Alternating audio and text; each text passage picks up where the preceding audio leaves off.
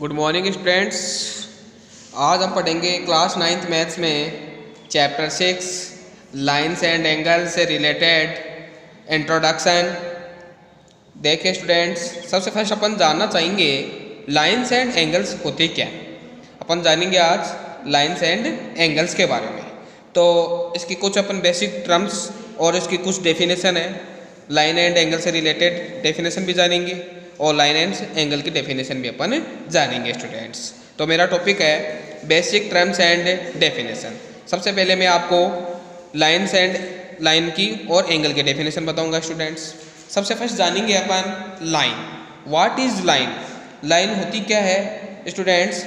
यानी अपने पास पॉइंट्स हैं, जैसे फॉर एग्जांपल के तौर पे समझना, अपने पास पॉइंट्स हैं, जैसे ये पॉइंट्स हैं, ये पॉइंट्स, ये पॉइंट्स, ये पॉइंट्स। इन पॉइंट्सों को अगर अपन ज्वाइन करा देंगे तो अपने पास ना तो इसका इधर पता है कि ये कितनी लेंथ ही है और ना इधर अपन को इतना इधर पता है कि ये कितनी है। तो इसका मतलब है कि लाइन वो होती है जिसको अपन कितना भी इंक्रीज कर सकते हैं, बोथ साइड, इधर की साइड यानी बोथ साइड अपन कितना भी इंक्रीज कर दें, वो अपनी होती क्या है?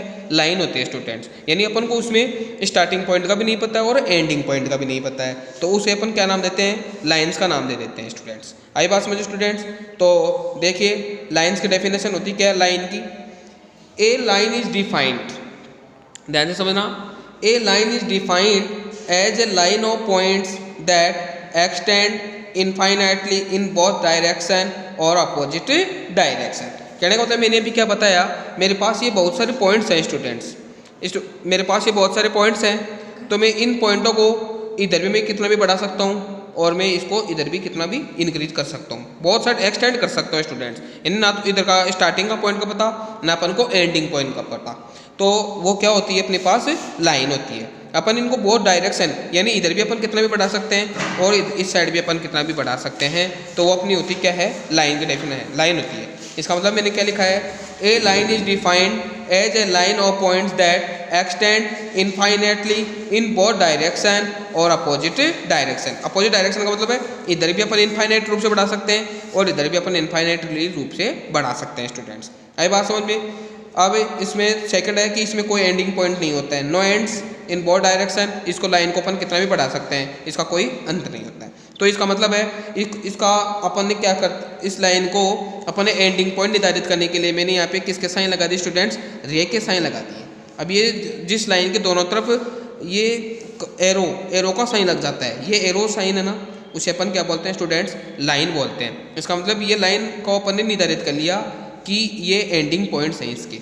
आई बात समझ में? तो जिसके दोनों तरफ ऐसे एरो लग गए, जिसको अपन रे बोलते हैं, जिसके दोनों तरफ ये लग गए, वो अपनी क्या होती है? लाइन होती है। It has no ends in both direction, उसमें कोई एंडिंग पॉइंट नहीं होता है स्टूडेंट्स। नो थिकनेस, कोई मोटाई नहीं होती है। It is one dimensional, only ये एक लेंथ होती है, एक ऐसे लंबाई होती है इसमें। वन डायमेंशनल का मतलब ओनली इसमें क्या होती है स्टूडेंट्स? लेंथ होती है। आई बात समझे? तो ये अपनी क्या है स्टूडेंट्स? लाइन है। अब लाइन को अपन किससे डिनोट करते हैं? जैसे मैंने ए बी नाम दे दिया लाइन को, तो इसके दोनों तरफ एरो है ना स्टूडेंट्स, तो जिससे अपन रे बोलते हैं, तो वो क्या होती है अपनी? ए बी, यानी लाइन होती है। तो ये ए बी और ये लाइन है, इसको अपन जिसके दोनों तरफ एरो लग जाए, वो अपनी क्या होती है स्टूडेंट्स? लाइन होती है। आई बात समझे स्टूडेंट्स? अब इसके बाद में आता है लाइन सेगमेंट। क्या होती है? Line segment. लाइन सेगमेंट होता क्या है स्टूडेंट्स? समझना, अपने पास कोई लाइन है, अपने पास क्या है? लाइन है, और उस लाइन में अपन को ऐसा बोला जाए कि इस लाइन के अंदर आपको 5 सेंटीमीटर की लाइन ड्रॉ करनी है। जैसे मैं इसका यहाँ से स्टार्ट करूँगा और मेरे को यहाँ तक ये 5 सेंटीमीटर हो गए, इसका मतलब उसके में लाइन सेगमेंट वो होता है जिसमें अपने पास स्टार्टिंग पॉइंट भी हो और एंडिंग पॉइंट भी हो, उसे अपन क्या बोलते हैं? लाइन सेगमेंट बोलते हैं। तो कहने का मतलब समझना, लाइन सेगमेंट होता क्या है? A part of a line with it has a beginning point and an ending point. कहने का मतलब हो गया कि जिसको अपन स्टार्टिंग पॉइंट से स्टार्ट करके एंडिंग पॉइंट पर समाप्त करते हैं। कहने का मतलब है जैसे मेरे को 10 सेंटीमीटर की लाइन ड्रॉ करनी है, तो मैं स्केल लूँगा और स्केल के साथ 10 सेंटीमीटर की लाइन ड्रॉ करूँगा कि जैसे यहाँ से ये तो स्टार्टिंग पॉइंट हो गया और ये 10 सेंटीमीटर की मेरी लाइन इधर ड्रॉ होगी। तो इसके दो, यानी कहने का मतलब है कि लाइन सेगमेंट वो होता है अगर अपन दो पॉइंट को ज्वाइन करवा दें, तो इसमें अपन को स्टार्टिंग पॉइंट का पता हो और इनिशियल पॉइंट का एंडिंग पॉइंट का पता हो, वो अपनी क्या होती है? लाइन। तो लाइन के ये ऐसे 2 पॉइंट ऐसे ड्रॉ करते हैं स्टूडेंट्स। तो ये अपनी क्या होती है स्टूडेंट्स, लाइन सेगमेंट होता है। क्या होता है, लाइन सेगमेंट। और जिसके दोनों तरफ फिर एरो लगे हुए होते हैं, रे लगी हुई होती है, उसे अपन क्या बोलते हैं स्टूडेंट्स, लाइन बोलते हैं। और जिसके दोनों तरफ डॉट लगे हुए, पॉइंट लगे हुए होते हैं, उन्हें अपन क्या बोलते हैं स्टूडेंट्स, लाइन सेगमेंट। क्या बोलते हैं, लाइन सेगमेंट। अब जानेंगे रे।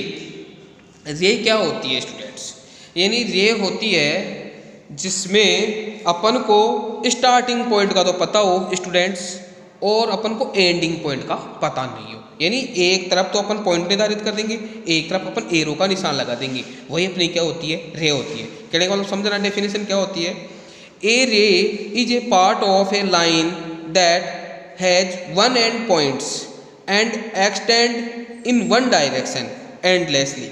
यानी कहने का मतलब होता है कि एक रे होती है, उसमें अपन को एक पॉइंट तो निर्धारित होता है, लेकिन दूसरे पॉइंट का अपन को कोई पता नहीं होता। यानी एक तरफ तो पॉइंट लगा हुआ होता है और एक तरफ एरो का निशान लगा हुआ होता है, वह अपनी क्या होती है स्टूडेंट्स, रे। एंडलेसली का मतलब इसका कोई एंडिंग पॉइंट नहीं होता है स्टूडेंट्स, उसे अपन क्या बोलते हैं, रे बोलते हैं। अब आता है, अब है एंगल्स। तो ये तो अपने पास लाइन्स के बारे में मैंने बता दिया आपको। अब आता है एंगल्स। एंगल्स क्या है students, two rays, when two rays are drawn with common initial point they are said to form an angle। यानी कहने का मतलब है, यहाँ से समझना स्टूडेंट्स, ध्यान से समझना, ये पॉइंट है स्टूडेंट्स, ये पॉइंट है, एक तो ये रे हो गई और एक इसी पॉइंट से एक दूसरी रे ये हो गई स्टूडेंट्स। तो ये दोनों, अब इन दोनों लाइनों का कॉमन पॉइंट कौन सा हुआ, ये, तो इसे अपन कौन सा पॉइंट बोलते हैं, कॉमन पॉइंट बोलते हैं इसे। तो कॉमन पॉइंट होता है उसे इनिशियल पॉइंट बोलते हैं, जिसे एंगल्स का क्या बोलते हैं, वर्टेक्स। ये वर्टेक्स पॉइंट हो गया स्टूडेंट्स। अब स्टूडेंट ध्यान से समझना, टू रे होती है, ये टू रे जिस पॉइंट पर, जिस कॉमन पॉइंट पे आके ज्वाइन होती है, वो अपना किसका निर्माण करता है, एंगल का। तो ये अपना क्या हो गया स्टूडेंट्स, एंगल हो गया। ये क्या हो गया, ये एंगल। तो मैंने क्या लिखा है यहाँ पे, the common initial point is called vertex. यानी जो कॉमन पॉइंट होता है ना स्टूडेंट, उसे अपन क्या बोलते हैं, एंगल में वर्टेक्स पॉइंट माना जाता है, यानी कॉमन पॉइंट। फिर two rays are called the arms of the angle. यानी टू रेज होती है, यानी दो साइड होती है, जिस कॉमन पॉइंट पे आकर टच होती है, वही अपना क्या होता है स्टूडेंट्स, एंगल का निर्माण करता है। आई बात समझ में स्टूडेंट्स, किसका निर्माण करता है, ये एंगल का। तो स्टूडेंट्स ये अपनी एंगल्स की डेफिनेशन है। और स्टूडेंट्स अपन नेक्स्ट वीडियो में अपन जानेंगे कि एंगल्स को किससे डिनोट करते हैं, एंगल्स के टाइप्स क्या हैं, उनके बारे में जानेंगे। आज अपने इस चैप्टर से रिलेटेड अपने बेसिक टॉपिक जाना है, और कल इसमें नेक्स्ट यानी आगे का टॉपिक हो जानेंगे। अपना आज का यही वीडियो था, आप इस वीडियो को देखो और समझो। Thank you very much.